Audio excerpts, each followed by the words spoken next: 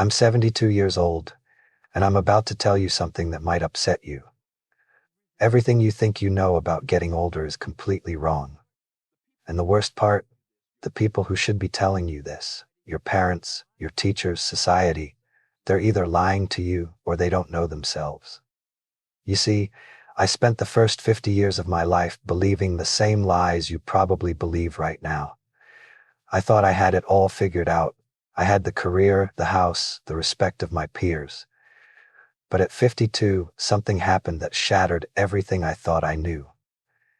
And what I discovered in the 20 years since then has completely changed how I see life, death, and everything in between. But before I tell you what happened, I need you to understand something. The reason I'm making this video isn't to impress you or to make myself feel wise. I'm making this because I'm running out of time, and there are things you need to hear before it's too late. Not for me, for you.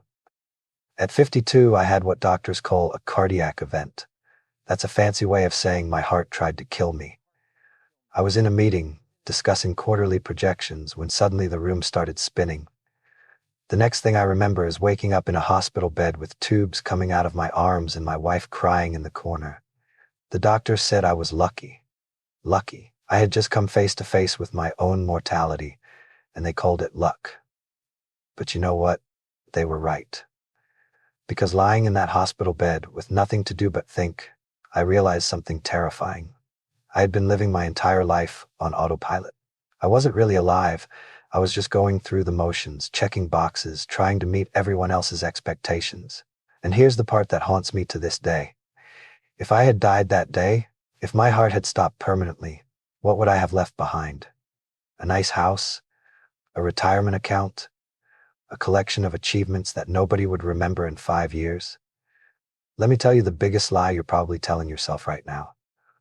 I have time. I'll do that later. When I'm older, I'll finally live the life I want. I see young people in their 20s, 30s, even 40s, and they're all saying the same thing. When I make more money, then I'll be happy. When I get that promotion, then I'll relax. When the kids are grown, then I'll travel. When I retire, then I'll finally do what I love. Let me save you 50 years of regret with one simple truth. That day never comes. You know why? Because the goalposts keep moving. You get the promotion, and suddenly you need the next one. You make more money, and suddenly you need more money. You're always chasing something just out of reach, and before you know it, you're 72 years old wondering where your life went. I did this. I spent 30 years climbing a ladder, only to realize when I got to the top that it was leaning against the wrong wall, and you can't climb back down and start over. Time doesn't work that way. Here's something nobody tells you when you're young. Success is a terrible goal. And I say this as someone who achieved everything I set out to achieve. I made partner at my firm. I bought the house. I had the respect of my colleagues. And you know what? None of it mattered. You achieve your goal, and for about 48 hours, you feel amazing. Then the feeling fades. You're back to baseline. Now you need a new goal, a bigger achievement, more validation. It's a hamster wheel. I had a friend who died 3 years ago at 68. Worked 70-hour weeks his entire life, built a multi-million-dollar business, never took a real vacation, kept saying he'd slow down next year. Next year came, and he had a stroke. At his funeral, his son said, "My father was a successful man, but I barely knew him." Is that the legacy you want? Your regrets won't be about the things you did wrong. They'll be about the things you didn't do at all. I don't lie awake at night thinking about failed business deals. Those don't matter. You know what keeps me up? The trip to Japan I never took because I was too busy. The relationship with my brother that I let deteriorate. The book I always wanted to write but never started. The time I didn't spend with my kids because I was working late. These things eat at you. The missed opportunities, the roads not taken, the love you didn't express, the risks you didn't take because you were afraid. The people you love, your parents, your siblings, your close friends, you think you have unlimited time with them. You don't. And one day, that time will run out. My father died when I was 45. We had a complicated relationship. And I was always too busy to really work on it. I kept thinking we'd have time to talk when I was less busy. We never got that chance. Heart attack. At Gone the within age of hours. 52, And my you know my heart tried to biggest kill regret? me. All I the was in a Sundays I meeting didn't when call him. everything started All the spinning. times I was too tired to drive over for dinner. All the little moments I let slip away. There won't always be more. After my heart attack, I made big changes. Stepped back from work. Started saying no to things that didn't matter. Started saying yes to things I had put off for decades. In these last 20 years, I've learned more about life than I did in the previous 52. What matters is embarrassingly simple. Time with people you love. Work that feels meaningful to you. Experiencing things, not owning things. Creating memories. Being present. I know it sounds simple. When I was your age, I would have rolled my eyes. Sure, but I have bills to pay. And yes, you do. I'm not saying quit your job. I'm saying don't sacrifice what matters for what doesn't. Here's a question I want you to ask yourself, and I want you to answer it honestly. If you died tomorrow, would you be satisfied with the life you've lived so far? Not, would people be impressed by your eulogy? Not, did you achieve enough? Just, would you be satisfied? If the answer is no, then what are you waiting for? What are you doing with your time that's so important that you're willing to gamble your one precious life on it? I'm 72 years old.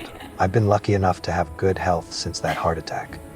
But every morning when I wake up, I'm aware that I'm on borrowed time. We all are, really. But most young people don't realize this. They think they're invincible. They think they have forever. You don't. I have grandchildren. 3 of them. And when I look at them, I see the same patterns I see in most young people today. They're stressed. They're anxious. They're chasing things that won't make them happy. They're making the same mistakes I made. And I try to tell them, I try to share what I've learned. But you know what? They don't really listen. Not because they're bad kids, but because they can't. They're living in the storm right now. They can't see the patterns yet. They think their situation is unique, that the old rules don't apply to them. That's why I'm making this video, because maybe, just maybe, if enough people hear this message, someone will actually listen. Someone will make different choices. Someone will avoid the regrets that haunt people like me. Every single day, you're getting closer to death. Nobody likes to think about this, but you don't have unlimited time. Neither do the people you love. Your parents, if they're still alive, they're getting older every day. One day, probably sooner than you think, they won't be here. Your friends, your spouse, your children, none of these relationships last forever. So what are you going to do? Keep putting off that phone call? Keep postponing that trip? Keep telling yourself you'll make time later? Or are you going to wake up today and start living like your time is limited? Because it is. If I could go back and talk to my 30-year-old self, here's what I would say. Stop trying to impress people who don't matter. Stop sacrificing your health for your career. In these Stop last putting 21 off joy years, until a South someday. Asian man has learned Stop that waiting for life is permission to live incredibly the life you simple. want. Start calling your parents more often. Start taking the trips you dream about. Start doing the things that scare you. Start saying no to obligations that drain you. Start saying yes to experiences that fulfill you. And most importantly, start now. Not next year.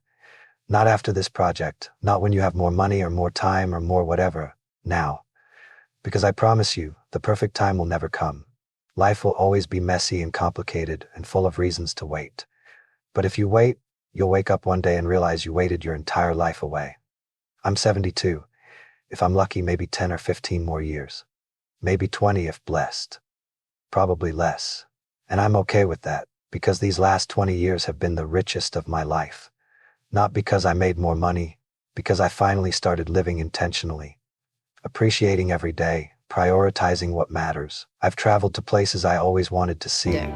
Deepened relationships with my In children these and last grandchildren. 21 years, Pursued a South hobbies I Asian put man off. has learned that Forgiven life people is I held incredibly grudges simple. against. Said I love you countless times. I'm happier now, at 72, with less time ahead, than I was at 30, when I thought I had all the time in the world. That's the irony. When you understand time is limited, you start to actually live. You stop wasting it. You stop postponing joy. You start creating the right time. You have a choice, right now, today.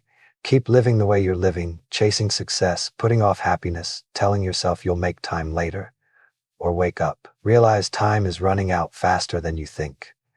And the life you're waiting to live needs to start now. But I can't tell you this choice. You don't want to be 72, looking back, wishing you made different choices.